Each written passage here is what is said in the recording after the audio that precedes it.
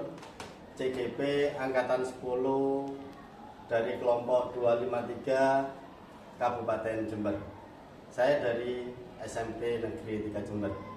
Pada kesempatan kali ini, saya akan melakukan observasi pembelajaran bersama Koce Ibu Teresia Siska RS SPD GR MPD.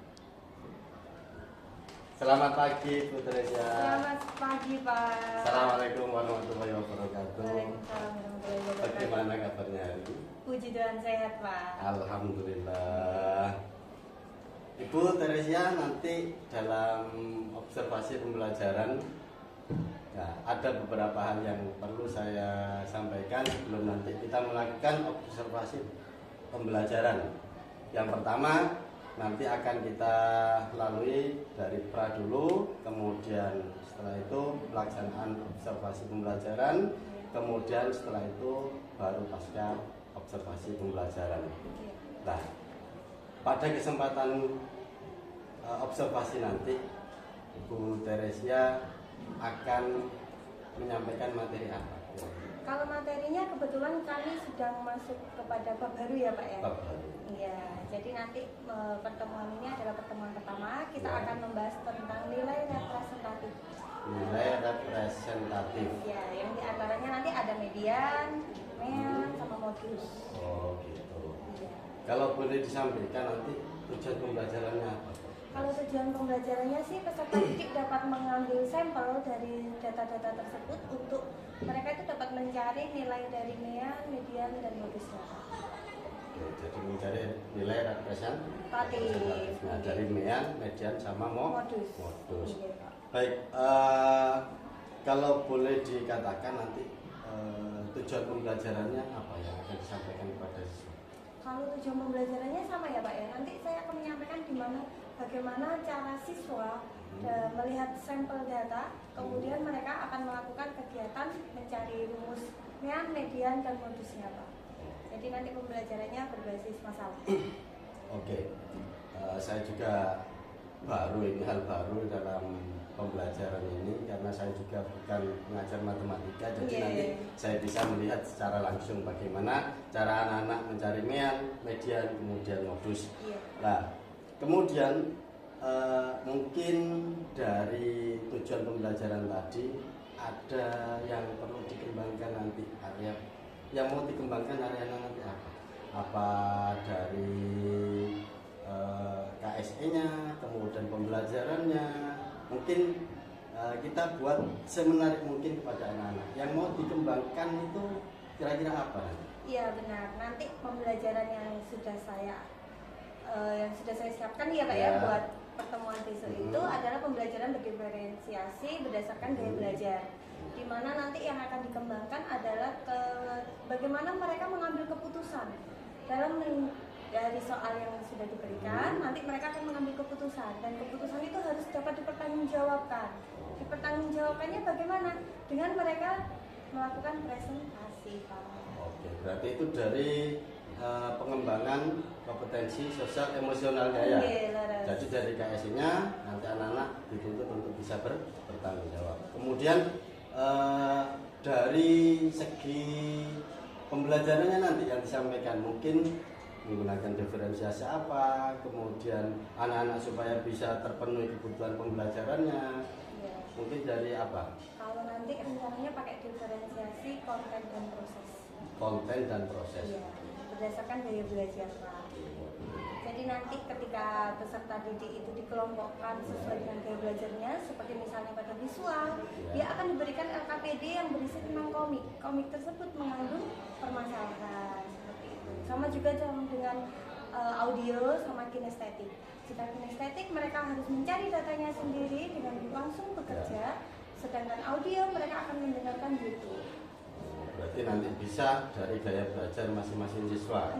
Kalau yang auditori berarti nanti bisa mendengarkan. Kemudian yang visual juga bisa melihat komik. Kemudian yang kinestetik mereka bekerja langsung. Bekerja secara langsung. Okay. Kemudian dari yang dipaparkan tadi, kira-kira strategi apa yang ingin diterapkan nanti? Kalau Strateginya? Kalau rencananya sih nanti memakai PBL ya Pak. PBL. Oke, dengan berkelompok sih Pak. Berarti menggunakan metode PBL, Problem Based Learning. Kenapa menggunakan PBL itu? Kalau Mungkin menurut saya PBL ini sangat cocok ya Pak ya. Maksudnya dalam cocok, pembelajaran iya, materi ini. dalam Oke. materi ini yang dikaitkan dengan gaya belajarnya Pak. Oh begitu. Jadi nanti anak-anak dengan pembelajaran dan juga metode PBL ini anak-anak bisa dengan mudah menerima materi yang akan disampaikan. Oke. Nanti dalam pembelajaran supervisinya itu kita laksanakan besok ya. Oke. Besok di kelas apa ya Bu? Kira-kira ya? Kelasnya kelas 7A. Kelas 7A. Kemudian jam berapa? Kalau jamnya jam ke 1-2 Pak. 1-2 berarti dimulai jam 7.15 sampai jam 08.35. Oke. Saya sangat tertarik sekali. Saya juga sangat penasaran. Nanti kita lihat bagaimana pembelajaran yang akan disampaikan oleh Bu Tere. Kemudian anak-anak juga bisa menerima pelajaran dengan baik. Kemudian saya juga bisa mengobservasi dengan baik sesuai dengan pembelajaran yang sudah dibuat oleh Bu Tere. Saya tidak sabar Bu, ingin melihat pembelajaran besok ini ya. Oke. Baik, sudah siap ya Bu ya? Siap. Baik, saya tunggu besok kita observasi. Kemudian setelah kita observasi, nanti pas observasi kita bisa tanya jawab, kita bisa diskusi dengan sesuai dengan yang sudah disampaikan dengan guru. Ya. Siap. Terima kasih atas waktunya Bu. Sami-sami. Terima kasih. Mohon maaf telah mengganggu waktunya. Iya. Terima kasih banyak. Selamat pagi. Assalamualaikum warahmatullahi Selamat wabarakatuh. pagi. Waalaikumsalam warahmatullahi wabarakatuh.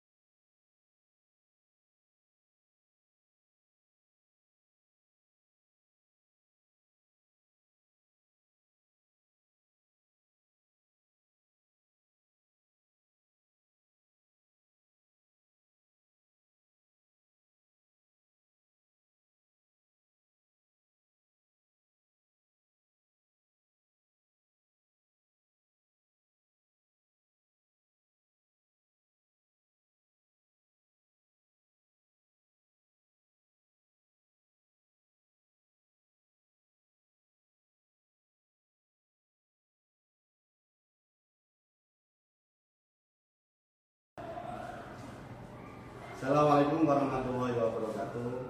Perkenalkan, nama saya Mas Rud, CGP Angkatan 10 dari SMP Negeri 3 Jember.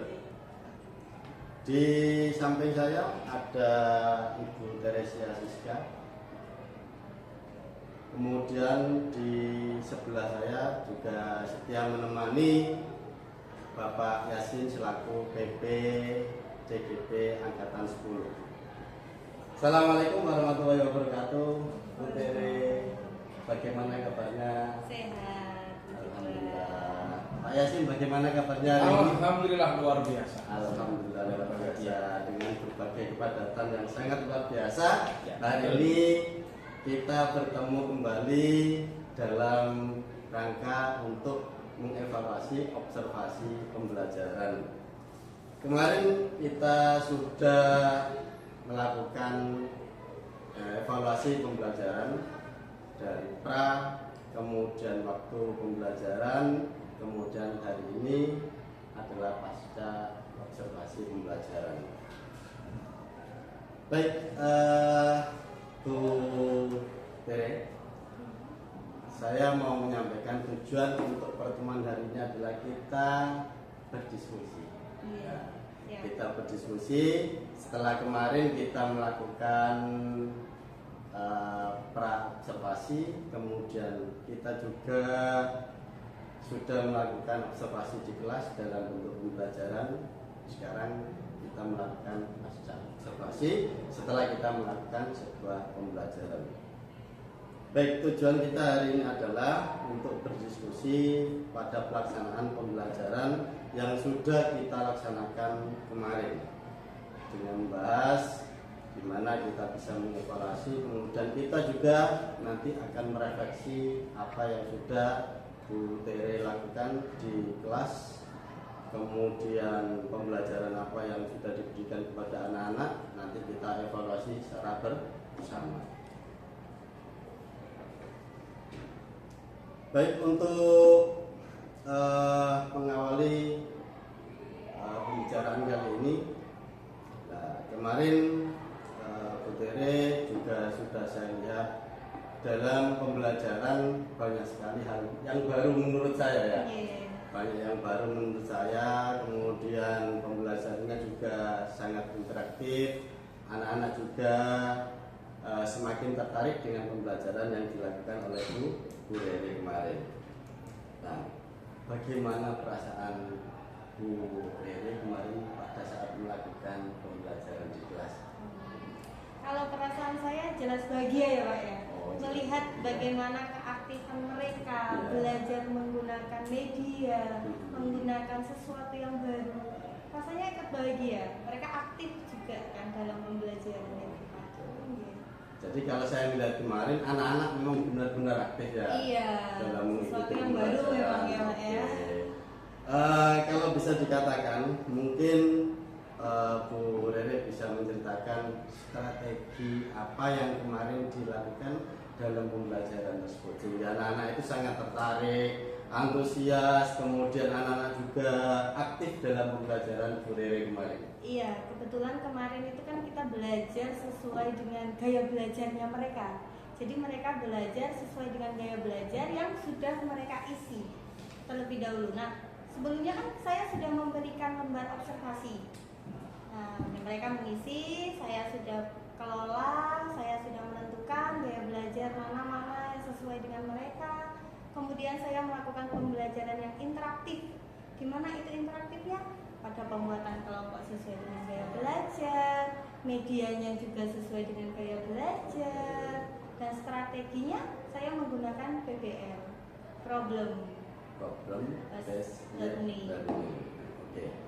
Jadi pada pengembangan yang sudah dilakukan oleh Bu Rere kemarin banyak sekali menggunakan metode yang baru, kemudian anak-anak juga aktif dalam proses pembelajaran. Nah, dari yang sudah diceritakan oleh Bu Rere tadi, area pengembangan yang menurut Bu Rere nanti perlu untuk dikembangkan lagi supaya pembelajarannya nanti lebih menarik lagi itu di area pengembangan yang mana? Kalau area pengembangan setelah pembelajaran yang kemarin nih Pak. Ya. Nah, saya rencananya ke depannya mungkin akan meningkatkan kritisnya mereka Pak. Kekritisan dari siswa itu. Iya benar. Kalau kemarin kan mereka hanya diberikan masalah, mereka disuruh menjawab sesuai dengan kemampuan mereka, mereka harus dapat mempertanggungjawabkan jawabannya. Nah, yang besok ini saya akan menumbuhkan sikap kritisnya. Kalau dari skala pembelajaran ya Mbak Re, kalau dihitung dari angka mulai dari 0, kira-kira 0 sampai dengan 10 untuk pembelajaran dari Bu Rere kemarin itu kira-kira di angka berapa? Kalau di skala saya rasa sih lebih ke 85 ya Pak ya.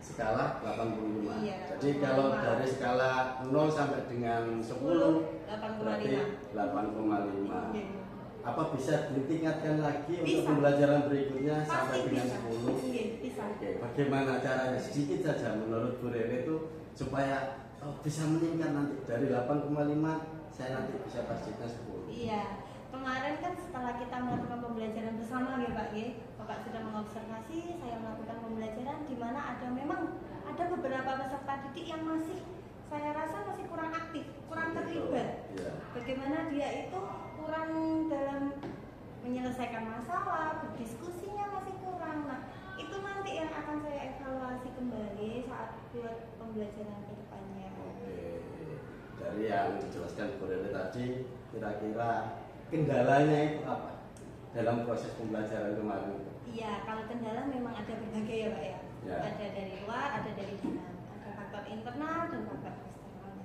Kalau saya lihat sih ada beberapa peserta didik yang memang tidak membawa handphone, karena kan di situ LKPD yang saya berikan itu terdapat barcode tertentu yang mereka dapat scan lalu mereka pelajari. Nah kebetulan di situ ada beberapa peserta didik yang memang tidak membawa handphone, jadinya mereka harus bersama dengan teman yang lain untuk mendengarkan. Kalau mendengarkan kan memang kita rasanya itu perlu handphone sendiri ya Pak ya, punya earphone sendiri lah minimal. Kita bisa mendengarkan. Jadi ketika ada pertanyaan yang saya gunakan di YouTube, mereka dapat mendengarkan secara langsung. Nah itu sih Pak. Mungkin ada kendala lain ya, terlepas dari itu ya, mungkin ada kendala lain seperti siswa ini kurang aktif atau bagaimana dalam pembelajaran Bu Rere kemarin. Saya lihat juga seperti itu. Mungkin ada yang siswa kurang aktif atau bagaimana itu. Seperti yang sudah saya sampaikan tadi ya Pak ya, ada beberapa peserta didik yang memang masih kurang aktif, kurang terlibat dalam proses diskusi, dalam proses penyampaian hasil diskusi atau presentasinya, memang masih ada Pak. Nah di situ nanti sih yang memang jadi evaluasi buat pembelajaran selanjutnya dan kedepannya. Mungkin bisa menjelaskan sedikit mengapa hal itu sampai terjadi kepada siswa kita. Nah gini Pak, karena kan memang saya melakukan pembentukan kelompok itu kan sesuai dengan gaya belajar, gimana? Nah namun terdapat beberapa peserta didik itu yang memang kurang aktif.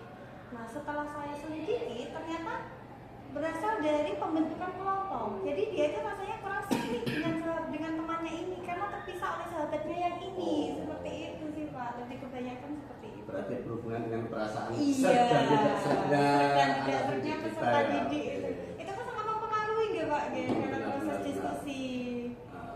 Terus rencana Bu Rere ke depan ini bagaimana? Kalau rencana karena kemarin kita sudah belajar sesuai dengan gaya belajar, mungkin kedepannya saya menggunakan diferensiasi yang lain mungkin Pak. Mungkin saya akan menggunakan TARL sih Pak, mencoba menggunakan TARL. Sebagai gambaran saja untuk yang TARL ini nanti kedepannya itu yang bagaimana? Gambaran secara singkat saja. Kalau yang TARL itu nanti rencananya kelompok-kelompoknya saya bedakan sesuai dengan tingkat kemampuan mereka. Oh, jadi membedakan kemampuan dari setiap kelompok untuk. Jadi nanti ketika dia itu memang dikategorikan kelas C nih Pak ya, rendah. Jadi nanti soal yang saya berikan juga sesuai dengan kemampuan mereka. Nah kebetulan kalau ada yang kelas tinggi atau disebut juga A atau kelompok A gitu, soalnya juga menyesuaikan, tingkat kesulitannya juga menyesuaikan, seperti itu Pak. Oke. Dari rencana yang sudah diungkapkan Bu Rere tadi, kira-kira kapan bisa melaksanakan rencana? Ya, kalau itu sih saya masih untuk minggu depan saya kan masih evaluasi nih Pak, evaluasi pembelajaran yang ini. Mungkin untuk subbab selanjutnya mungkin Pak. Di subbab berikutnya akan diterapkan seperti itu. Mungkin ada hal yang lain yang mungkin menjadi unek-unek Bu Rere dalam pembelajaran secara singkat saja, mulai dari awal pembelajaran sampai dengan akhir pembelajaran. Mungkin diceritakan secara singkat saja. Oh Pak, saya kemarin mengalami kendala seperti ini Pak, kendala seperti ini pun singkat saja. Kalau kendala sih tidak banyak ya Pak ya, karena memang pembelajaran yang sudah berjalan kemarin saya rasa sudah baik. Cuma ada beberapa kendala sih yang memang cuma gini, maksudnya kendala yang saya rasakan adalah seperti yang di kelas 7A kemarin ya Pak, itu hanya terdapat satu papan tulis. Jadi yang kalau itu saya merasa kendalanya di situ. Jadinya tampilan dari PowerPoint saya itu tertumpuk dengan tulisan anak-anak seperti itu Pak. Kendalanya di situ sih. Kalau peserta didiknya ya memang ada yang kurang aktif aja sih Pak. Cuma itu nanti bisa diasah kembali. Oke. Jadi untuk pembelajaran berikutnya Bu Rere mencoba untuk menggunakan metode dan juga strategi yang lainnya yang bisa menggugah semangat anak-anak, kemudian bisa menggugah keaktifan anak-anak dalam proses pembelajaran nanti. Ya. Oke, jadi saya tunggu bagaimana perkembangan dari pembelajaran Bu Rere nanti supaya anak-anak juga aktif dalam proses pembelajaran, tidak hanya aktif di media sosial saja, tapi nanti bisa aktif dalam pembelajaran juga. Baik, terima kasih atas waktunya Bu Rere. Jadi harapan saya nanti dari evaluasi selama observasi pembelajaran di pertemuan berikutnya Bu Rere bisa menemukan hal-hal yang baru, kemudian hal-hal yang bisa menemukan inovasi pembelajaran yang sangat menarik dan interaktif buat siswa siswi didik kita. Baik, terima kasih Bu Rere atas waktunya. Mohon maaf telah menyita waktunya, kemudian mohon maaf juga telah mengganggu waktunya sebentar. Kemudian anak-anak juga ditinggalkan dengan tugas Bu Rere. Terima kasih atas waktunya. Kemudian Bapak Yasin, terima kasih juga atas waktunya yang suci untuk menemani saya dalam melaksanakan evaluasi pembelajaran kali ini. Baik, terima kasih untuk Pak Masrul luar biasa hari ini. Tapi Bu Rere gimana? Bahagia ya? Bahagia. Iya. Baik, ini kita sedikit evaluasi sedikit ya Pak Masrul, tidak apa-apa ya. Kita sharing lagi. Tadi terlihat ketika melaksanakan coaching, tujuan tadi singkat pada di awal ditanyakan langsung, kemudian saya melihat juga sudah disampaikan terkait dengan apa tadi area pengembangannya juga sudah tersampaikan. Kemudian di sini membangun komunikasinya juga dua arah, jadi terjadi dua arah juga terlihat sekali. Dan terlihat juga di sini Pak Masrul tidak merasa lebih daripada Bu Rere, tapi di sini fokusnya adalah coaching sama. Jadi menggali potensinya. Jadi pertanyaan-pertanyaannya juga sudah sudah terlihat menggali apa yang sudah dilaksanakan kemarin dengan catatan-catatan yang Pak Masrul sudah siapkan tadi untuk diulas kembali. Terus kemudian percakapan tidak lainnya juga tadi terlihat apa yang harus dilakukan Bu Rere selanjutnya itu sudah terlihat sekali. Artinya di sini terkait dengan memaksimalkan potensi juga sudah dilaksanakan oleh Pak Masrul terkait penggalian pertanyaan menggali potensi yang coaching. Nah di sini kemudian tadi mungkin dari ini saja Pak di kesimpulan saja tadi. Ketika di kesimpulan penutup kalau bisa di coachingnya yang membuat kesimpulan. Jadi jangan di Pak Masrul tapi di Rere sendiri. Jadi coaching ini yang membutuhkan adalah coaching itu yang membutuhkan adalah coachingnya. Jadi coachingnya yang harus menyimpulkan. Jadi kesimpulan dari apa yang dia dia sudah artinya tujuan yang sudah dicapai awal itu tersampaikan. Ini yang menyimpulkan biar coaching sendiri. Nanti kalau mengulangi kesimpulan selanjutnya nggak apa-apa. Jadi itu saja terkait dengan evaluasi, tapi sudah luar biasa Pak Masrul hari ini untuk coachingnya. Semoga nanti ke depan bisa berlanjut untuk saling sharing demi perkembangan bersama-sama. Kalau coaching itu bersama-sama mengajak bareng-bareng untuk saling memperbaiki. Jadi bukan ada yang lebih di antara Pak Masrul dan Bu Rere, tapi di sini kita sama semua. Ini jadikan alat senjata untuk kedepannya saling evaluasi agar kita terus berkembang dan berkolaborasi. Mungkin itu saja untuk Pak Masrul. Terima kasih luar biasa hari ini. Baik, saya cukupkan sekian. Kita ketemu lagi Bu Rere di pertemuan-pertemuan berikutnya. Selamat siang. Assalamualaikum warahmatullahi wabarakatuh. Waalaikumsalam.